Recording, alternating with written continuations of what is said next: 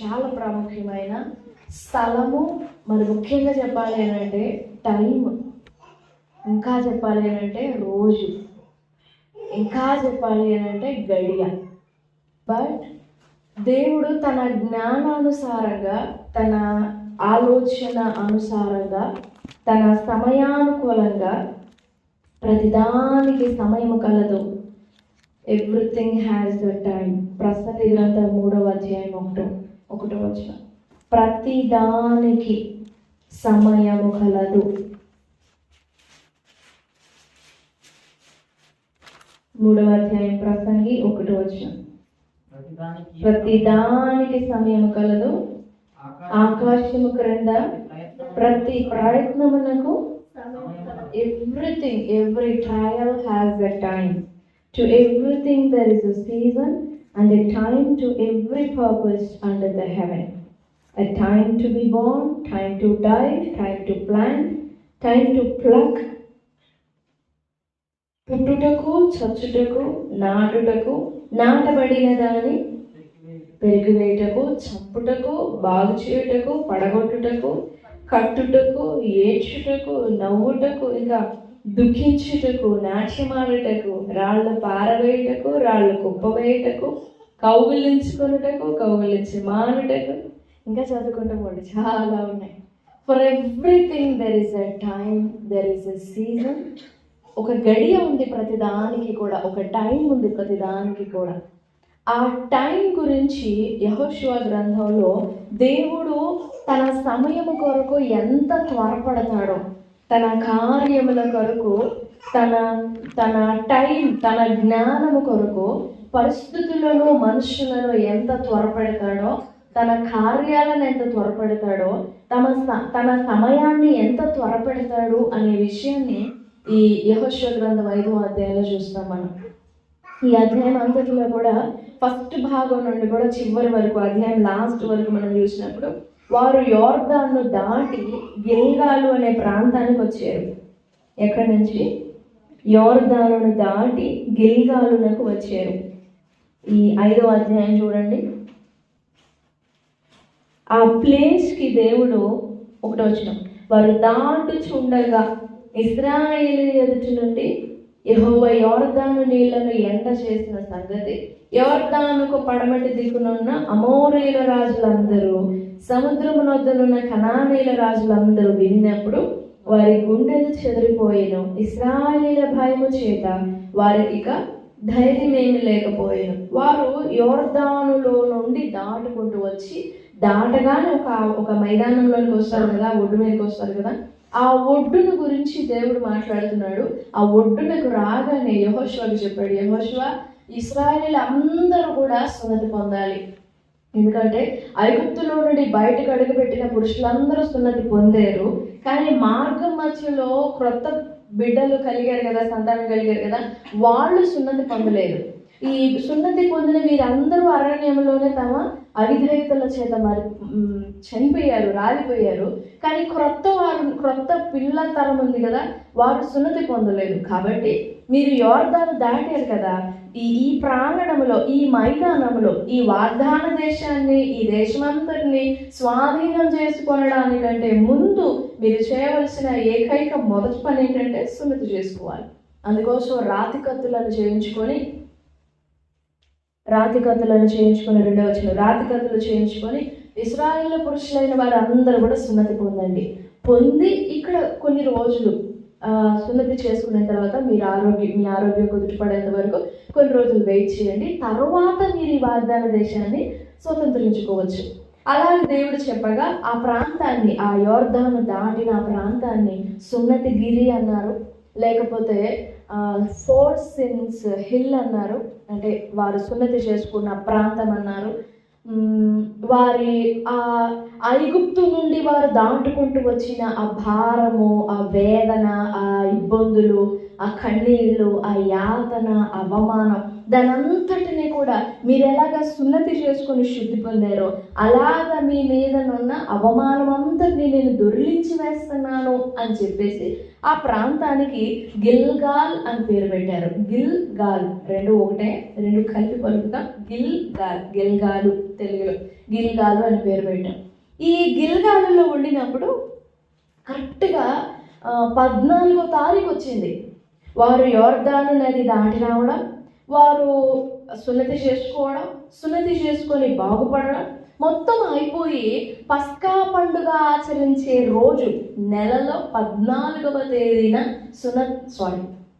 పస్కా ఆచరించాలి. ఇశ్రాయేలుడు అనబడిన వాడు ఎక్కడున్నా ఏం చేస్తున్నా సంవత్సరంలో మొదటి నెల 14వ రోజున పస్కా పండుగ ఆచరించాలి. ఎందుకంటే ఐగుప్తులో జ్యేష్ఠ సంతానానికి దేవుడు తీర్పు తెచ్చి ఇశ్రాయేలీల జ్యేష్ఠ సంతానాన్ని కాపాడిన గుర్తు, దానికి నిబంధనగా, దానికి సూచనగా తరములకు మీకు ఇది నిత్యం కట్టడం చెప్పాడు దేవుడు. సో వారు ఎక్కడున్నా కానీ వారు ఆ పస్కా ఆచరించాలి. పస్కా చాలా సంతోషమైన పండుగ, చాలా ఆనందకరమైన పండుగ, చాలా ఆర్భాటంతో, నమ్మకంతో, ప్రేమతో చేసుకునే పండుగ అన్నమాట. మనకి న్యూ ఇయర్ ఎలాగనో వాళ్ళకి అది అలాగనమాట. మరణంలో నుండి దాటి, చావులో నుండి దాటి, చీకట్లో నుండి దాటి, మరణ దూత చేతిలో నుండి తప్పించుకొని బయటపడిన రోజు అన్నమాట అది. అయితే ఇక్కడ మనం గమనించేది ఏంటంటే ఈ గిల్గాలులో యోర్దాను దాటగానే గిల్గాల్కి వచ్చారు. అందులో ఆ గిల్గాల్లో అడుగుపెట్టి సున్నతి చేసుకున్నారు. సున్నతి చేసుకున్నాక వారు ఆరోగ్యం బాగుపడడానికి ఒక 1 డే కాదు 2-3 days పట్టుండొచ్చు. 2-3 daysలో కల్లా 14వ తారీఖు వచ్చేసింది. పస్కా పండుగ చేసుకోవాలి. నేను చెప్పాలనుకున్న మాట ఏంటంటే దేవుడు తన కార్యాలను ఎలా త్వరపెడతాడో, తన సమయాన్ని ఎలా త్వరపెడతాడో, తన టైంని ఎలా త్వరపెడతాడో, పెద్దానికి టైం ఉంది కదా, దాన్ని ఎలా త్వరపెడతాడని ఈ భాగంలో మనం ఆలోచన చేస్తాం. ఇందులో చూడండి 10వ వచనం.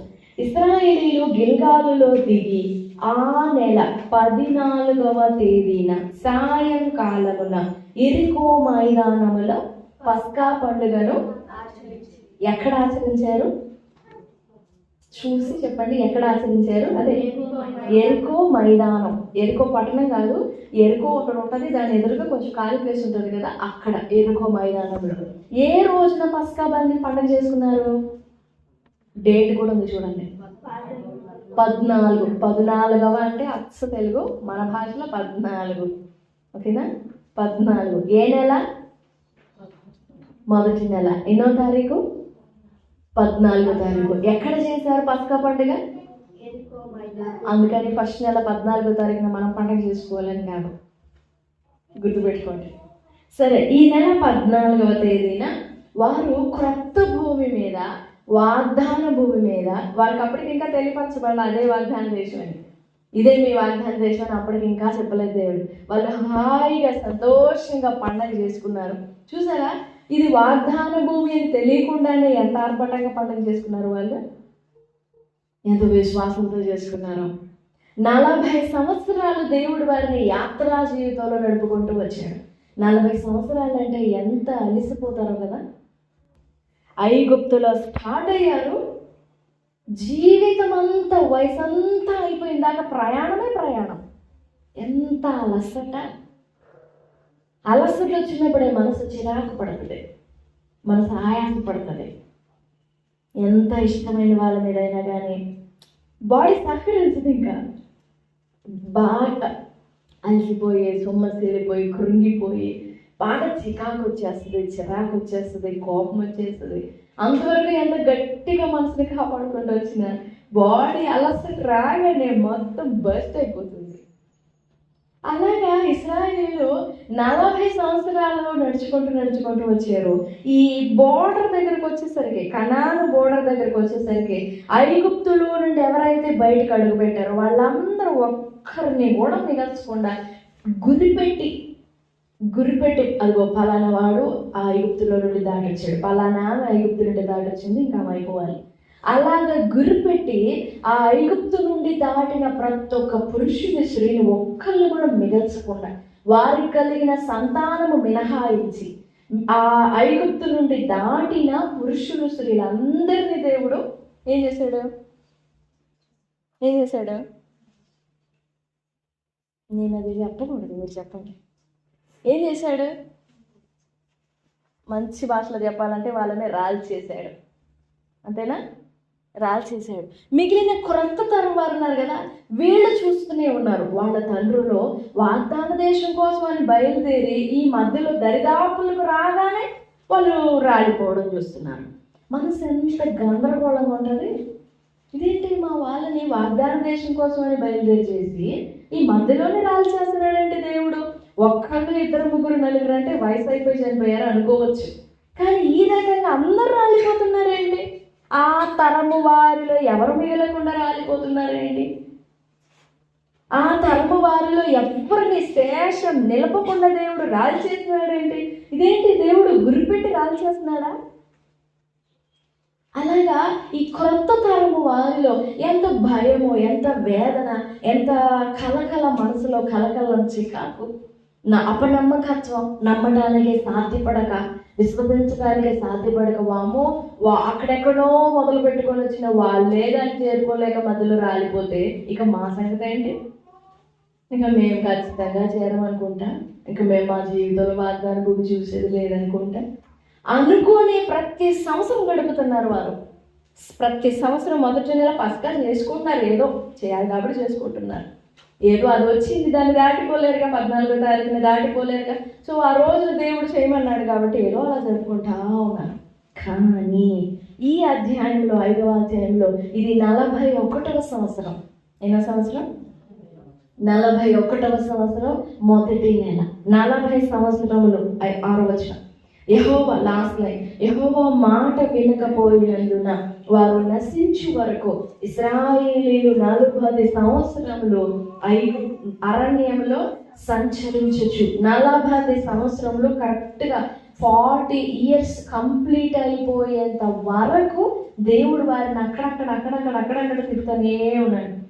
వన్స్ ఆ 40th year, 40వ సంవత్సరం చివరి నెల, డిసెంబర్ నెల 31వ తారీఖు అయిపోగానే వాళ్ళని లేవండి మీరు బయలుదేరని తీసుకొచ్చేసాడు.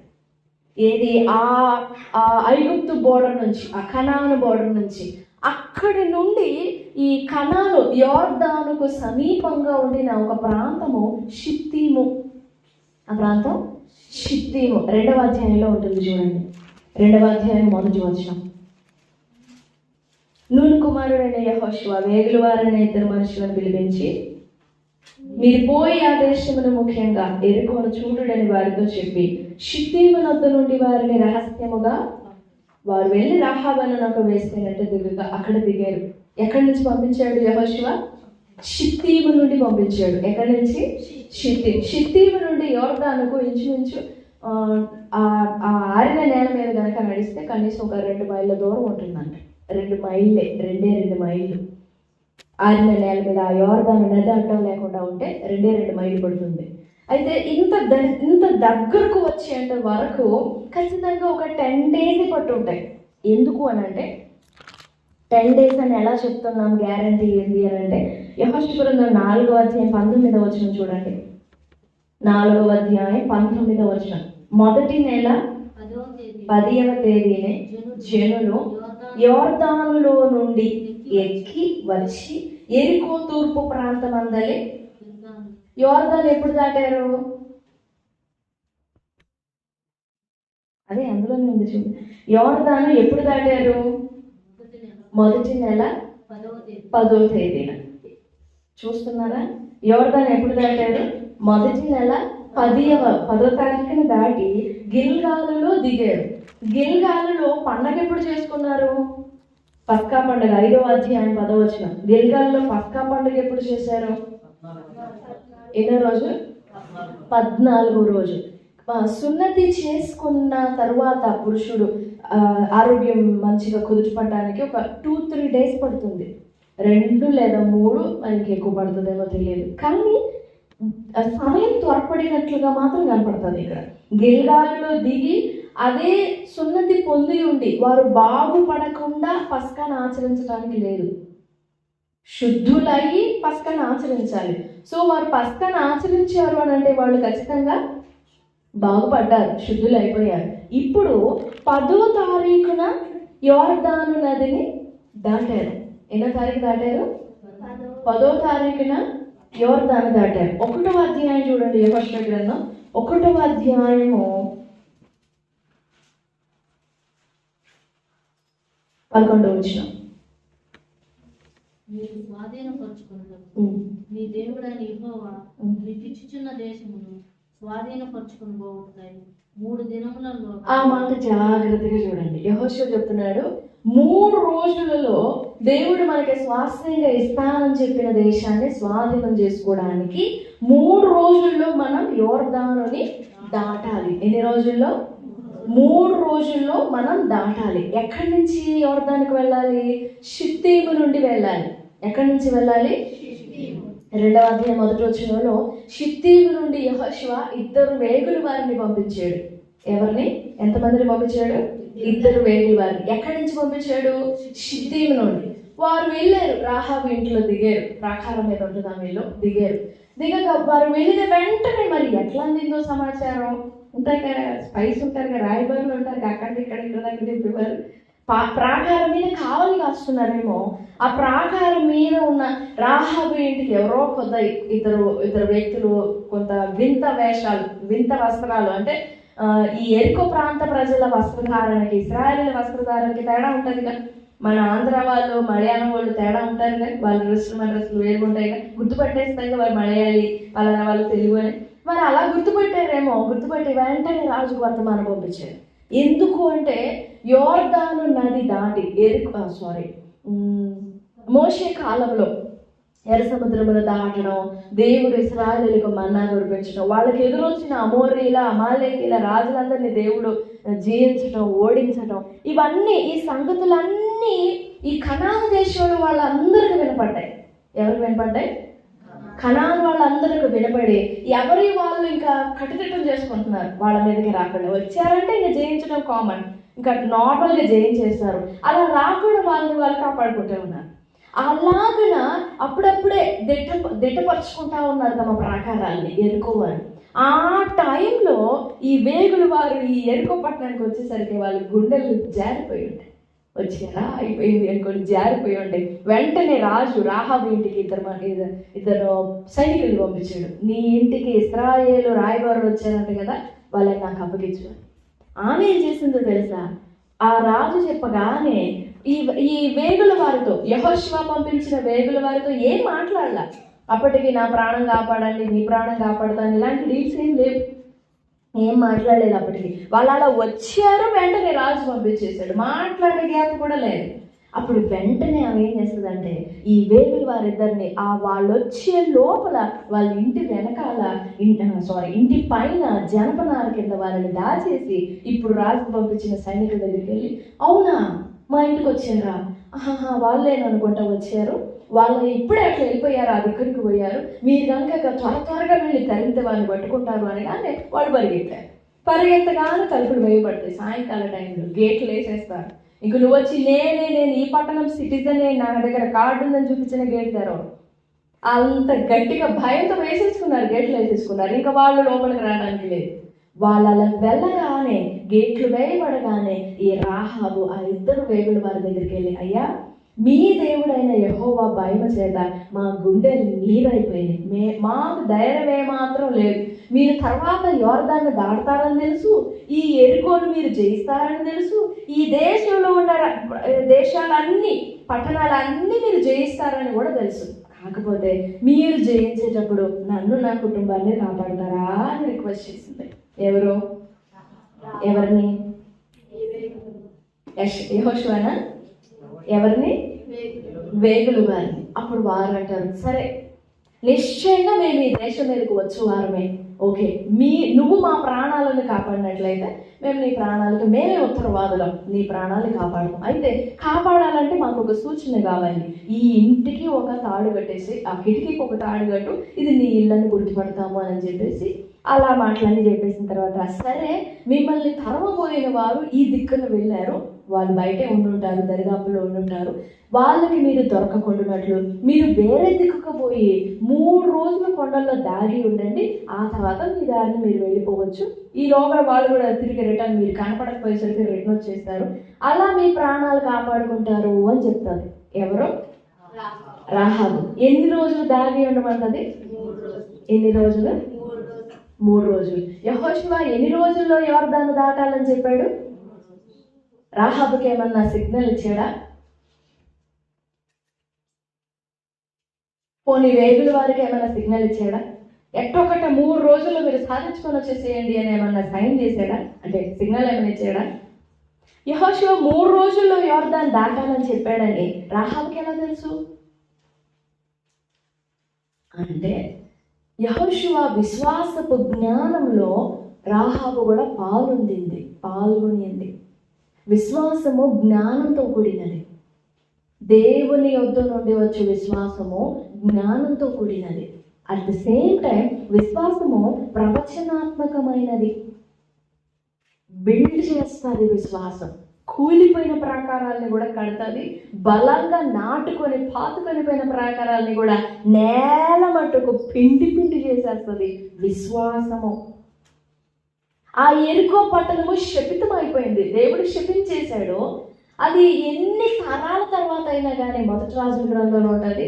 ఏది? యెహోషువ శపిస్తాడు, ఈ పట్టణమును కట్టింపబూనుకొని వాని కనిష్ట కుమారుడు జ్యేష్ఠ కుమారుడు నశిస్తారు అని చెప్తే ఆ శాపము ఎన్ని తరాల వరకు ఉందో తెలుసా? దైవజనుని నోట నుండి వచ్చిన మాట యొక్క ప్రభావం ఎన్ని తరాల వరకు ఉందో తెలుసా? మొదటి రాజుల గ్రంథంలో హీయేలు అనే ఒక వ్యక్తి ఈ యెరికోను కట్టించి దానికి మళ్ళా ఘనత తీసుకురావాలని చెప్పి ద్వారబంధంలో నిలబెడతాడు. జ్యేష్ఠ కుమారుడు చనిపోతాడు. ప్రాకారం నిలబెట్ట ప్రయత్నిస్తాడు, కనిష్ఠ కుమారుడు చనిపోతాడు. అలాగున ఎన్ని తరాల వరకైనా కానీ యెరికో మీద ఉన్న శాపం మాత్రం పోలేదు. కానీ యెరికోలో నుండి బయటకు వచ్చిన ఒక్క వేశ్య, ఆమె ఒక రాహాబు అనే స్త్రీ ఎక్కడ చేరిందో తెలుసా? శపితమైన పట్టణంలో నుండి వచ్చి తరతరాలు శాపం కలిగిన పట్టణంలో నుండి బయటకు వచ్చి ఆమె ఎక్కడ నిలబడిందో తెలుసా? యేసు ప్రభు వారి వంశంలో నిలబడింది. రాహాబు కుమారుడు బోయజు.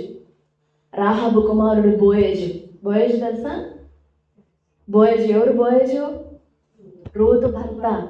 రూతు నందు దావీదు పుట్టాడు. ఓబేదు, యెషయి, దావీదు నందు యేసు ప్రభు వారు పుట్టారు. ఎవరైనా ఓ శపించబడిన దేశంలో, ఆ పట్టణంలో శాపంలో నుండినది. ఆ శాపంలో నుండి ఆమె ఎలా వేరుపడింది? మరి ఆమెలో నుండి శాపం ఎలా పోయింది అని అంటే ఆమె విశ్వసించి తన జీవితం మార్చుకుంది. తన క్రియలు, తన పద్ధతులు, తన మనసు సర్వం మార్చేసుకుంది. ఆమె మార్చుకునింది కాబట్టి ఇశ్రాయేలీల వంశంలో చేర్చబడింది. ఆమె పరిశుద్ధపరచబడింది. ఆమె సరే, ఎంత గొప్ప విశ్వాసంలో పాల్గొనిందో చూడండి రాహాబు. విశ్వాసం జ్ఞానం ఇస్తుంది. యెహోషువ చెప్పింది 3 రోజులు, రాహాబు కూడా మీరు 3 రోజులు దాగి ఉండండి అని చెప్తుంది. ఈ 3 రోజుల్లో ఇక్కడ చేరిన అందరూ ఇశ్రాయేలీలందరూ ఏమో తమను శుద్ధి చేసుకొని పరిశుద్ధపరచుకుంటా ఉన్నారు. అక్కడ వారేమో ప్రాణం కాపాడుకొని యొర్దానుకు రావడానికి రెడీగా ఉన్నారు. 3 రోజులు అయిపోయిన తర్వాత వీళ్ళ 3 రోజుల శుద్ధి అయిపోయినాక, వాళ్ళ 3 రోజులు దాగి ఉండడం అయిపోయినాక అందరూ కలిసి వచ్చి 10వ తారీఖున యొర్దాను దాటుతారు. అందరూ కలిసి 10వ తారీఖున అంటే దేవుడు సమయాన్ని ఎంత త్వరపెట్టాడో చూడండి. 14వ తారీఖున క్రొత్త భూమి మీద మీరు పండగ చేసుకోవాలి. క్రొత్త భూమి మీద, క్రొత్త దేశంలో, క్రొత్త వాగ్దానంలో మీరు పండగ చేసుకోవాలి అని చెప్పి 10వ తారీఖున త్వరపెట్టాడు. రాహాబుని త్వరపెట్టాడు, వేగుల వారిని త్వరపెట్టాడు, యెహోషువని త్వరపెట్టాడు, ఇశ్రాయేలీని త్వరపెట్టాడు, సున్నతి చేసుకున్న వారి ఆరోగ్యాన్ని త్వరపెట్టాడు. ఇన్ని చేసుకుంటూ వచ్చాడు చూడండి తన కార్యం జరిగించడానికి. Praise the lord. దేవుని కార్యాలు ఎప్పుడు కూడా జ్ఞానానుసారమైనవే, కానీ ఖచ్చితంగా మన సమయం మాత్రం గెలవదు. ఆ సమయం కొరకు నువ్వు పట్టుబట్టి విశ్వాసం ఉంచినా కానీ అది జరగదు. Because that doesn't support and that doesn't sync with the God's wisdom. దేవుని జ్ఞానంతో నీ సమయము సింక్ అవ్వదు, మన సమయం సింక్ అవ్వదు. మనము దేవుని సమయంతో సింక్ అవ్వాలి, మనము దేవుని జ్ఞానంతో సింక్ అవ్వాలి. 4 రోజుల్లో, ఎన్ని రోజులు? 4 రోజుల ముందు ఎక్కడున్నారు వాళ్ళు? అసలు ఆ దేశం ఏ దిక్కున ఉంటుందో, అసలు ఎక్కడుంటుందో ఆ వాగ్దాన దేశం అంటే, బాగుంటుందా, ఎంత పెద్దది అని మాట్లాడుకుంటూ ఉంటున్నారు. 4 రోజులు భూమిలో, ఆ వాగ్దాన భూమిలో అడుగు పెట్టేశారు. వారు పండగ చేసుకున్న తర్వాత అప్పుడు యెహోవా సేనాధిపతిగా యెహోషువకి దేవుడు ప్రత్యక్షమవుతాడు. అప్పుడు యెహోషువ, చదివారు కదా 5వ అధ్యాయం, అప్పుడు యెహోషువ వెళ్ళి, నీవు మా పక్షమున ఉన్నవాడవా, మా విరోధి పక్షమున ఉన్నవాడవా? ఇదేంటి, ఈ భూమి మీదకి వచ్చిన తర్వాత నువ్వు మాకు కనబడుతున్నావు? ఎవరు నువ్వు? ఎవరి వైపు ఉన్నావు? ఎవరి సైడ్ ఉన్నావు నువ్వు అని అడగ్గా ఆయన చెప్తారు, నేను ఎవ్వరి పక్షంగా లేనని మాట్లాడలేదు, కానీ నేను ఆ పక్షం ఈ పక్షం అని ఆన్సర్ ఇవ్వలేదు, కానీ నేను యెహోవా సేనాధిపతిగా వచ్చి ఉన్నాను. అప్పుడు వెంటనే ఆ వాగ్దాన భూమి దగ్గర, వాగ్దాన భూమిలో యెహోషువ నేలను సాష్టాంగపడి నమస్కారం చేస్తాడు. అప్పుడు ఆయన ప్రభు మాట్లాడతారు, యెహోవా సేనాధిపతిగా వచ్చిన ప్రభు మాట్లాడతారు, నీ పాదములలో ఉన్న చెప్పులు విడిచిపెట్టు, ఈ స్థలము పరిశుద్ధమైనది. ఏ స్థలము? వాగ్దాన దేశం. అప్పుడు చెప్తాడు యెహోషువ ఇశ్రాయేలీయులందరికీ, మీరు సున్నతి చేసుకున్నారే గిల్గాలు, ఇది మామూలు ఊరు కాదు, ఎవరిదో కాదు, ఇది మందే. మీరు పండగ చేసుకున్నారే, ఈ భూమి ఎవరిదో కాదు, మందే ఇది. అప్పుడు వాళ్ళ ఆనందానికి ఎంత డబల్ అయి ఉంటుంది. ముందు చెప్పలా దేవుడు, మీరు పండగ చేసుకోండి, ఇది మీ దేశమే అని. అంత పండగ చేసుకున్నాక వారి విశ్వాసాన్ని పరీక్షించి అప్పుడు చెప్పాడు. అంటే సీక్రెట్గా దాచిపెట్టి చెప్పినట్టుగా. సో దేవుని కార్యాలకి ఒక టైం ఉంది, దేవుని కార్యాలకి ఒక టైం ఉంది. 40 సంవత్సరాలు కంప్లీట్గా అయిపోగానే ఒక్క రోజు కూడా ఎక్స్ట్రా వాళ్ళని బయట ఉంచిన దేవుడు ఉంచిడా.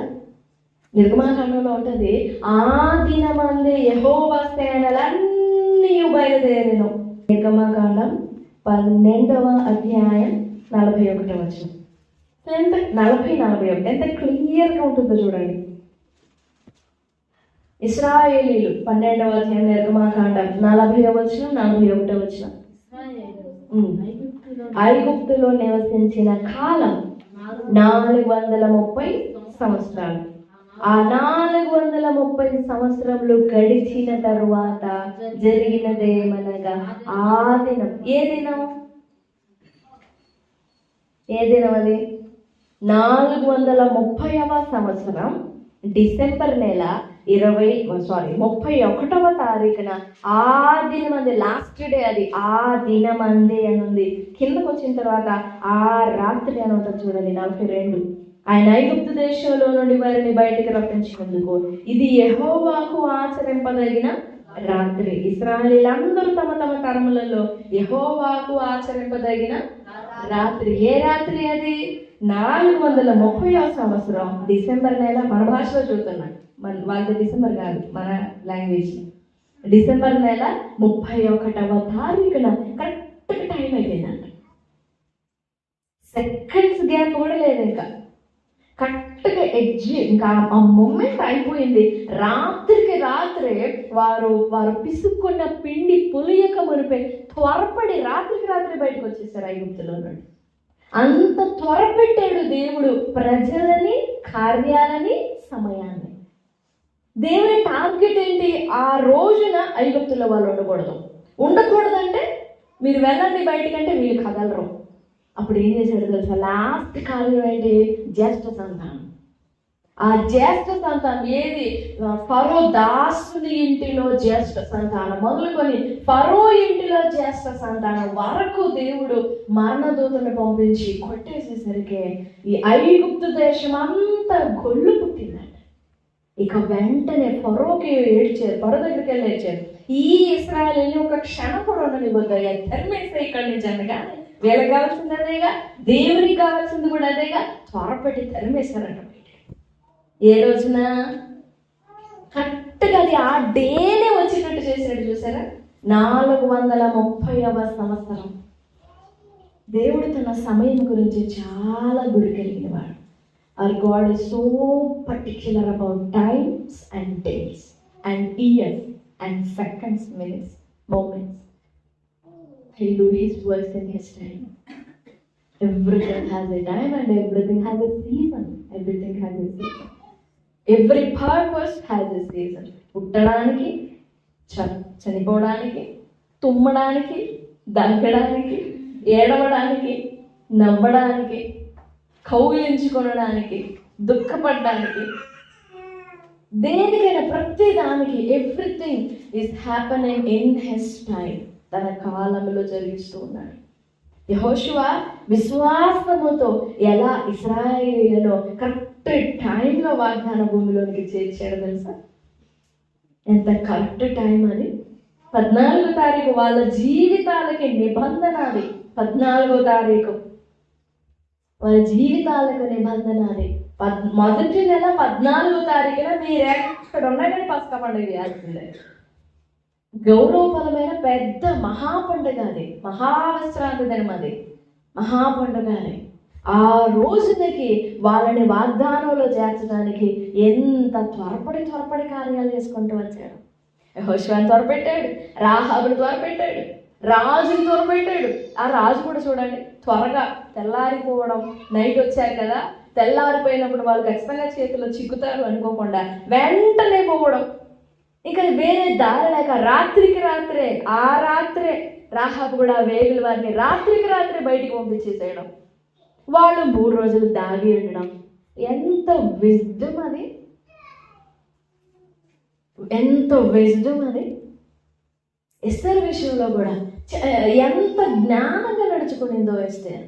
విశ్వాసం జ్ఞానం ఇస్తుంది. అది కంటికి కనపడదో కానీ పరిశుద్ధమైన జ్ఞానం అది. విశ్వాసం ప్రవచనాత్మకమైనది. ఎస్తేర్ యెహోషువకి అంత తెలుసా? ప్రవచనాత్మకంగా చెప్పాడు, 3 రోజులు మనం యోర్దాను దాటాలి, రెడీగా ఉండండి అన్నాడు. ఆ విశ్వాసములో యెహోషువని చూడలే రాహాబు. చూసిందా? తెలీదు. బట్ ఆమె అసలు ఎవరు? ఆమె యెహోషువ విశ్వాసంలో పాల్గొని యెహోషువతో ఏకీభవించి మీరు 3 రోజులు పోయి దాగి ఉండండి. ఆ వేగుల వారికి స్ట్రైక్ అయ్యే ఉంటుంది. ఇదేంటి దేవుని ప్లే, దేవుడు ఇంత జ్ఞానంగా నడుపుతున్నాడు. మా యజమానుడు మా యెహోషువ కూడా 3 రోజుల్లో దాటాలని చెప్పాడు, ఈమె కూడా 3 రోజులు అని చెప్పింది. వాళ్ళు చాలా వండర్ అయ్యి ఉంటారు. ఇంకా ఎంత నమ్మకంగా ప్రవర్తించి ఉంటారు. ఈ మధ్యాహ్నకాల సమయంలో దేవుని యందు మనం ఉంచవలసిన విశ్వాసం పరిశుద్ధమైనది. అలాగూ విశ్వసించుట మనం నేర్చుకున్నప్పుడు ఆ విశ్వాసం మనకు జ్ఞానం ఇస్తుంది. ఆ విశ్వాసం ప్రవచనాత్మకంగా ఉంటుంది. ఆ విశ్వాసం మన కార్యాలకు, జీవితాలకు రూపం పూస్తుంది. విశ్వాసం ఖచ్చితంగా రూపం పూస్తుంది. కంటికి బాహ్య నేత్రాలకైతే కనపడదు, కానీ everything comes under the plan. Everything comes under the plan. ప్రతిదీ కూడా ప్లాన్లో దేవుడు చేసుకుంటూ వస్తాడు. అండ్ ఇప్పటి వరకు జరుగుతున్నవన్నీ కూడా everything is in his control, not on evil side, on God side. ప్రభు సన్నిధిలో వేడుకుందాం, దేవా నాకు అలాంటి విశ్వాస జ్ఞానం నాకు దయచి. విశ్వాసం జ్ఞానం ఇస్తుంది కదా. యెహోషువని ఎలా నడిపించావో, రాహాబుని ఎలా నడిపించావో, ఎస్తేరుని ఎలా నడిపించావో నాకు కూడా అలాంటి విశ్వాసం దయచి, విశ్వాస జ్ఞానము దయచి. నాకు పరిశుద్ధ జ్ఞానం ఇచ్చేంత విశ్వాసం నాకు దయచేయని ప్రభు సన్నిధిలో వేడుకుందాం. ప్రభు సహాయపడతారు. దేవుడి మాటలన్నీ మన వినికిడిలో దీవించును గాక. ఆమేన్, ఆమేన్.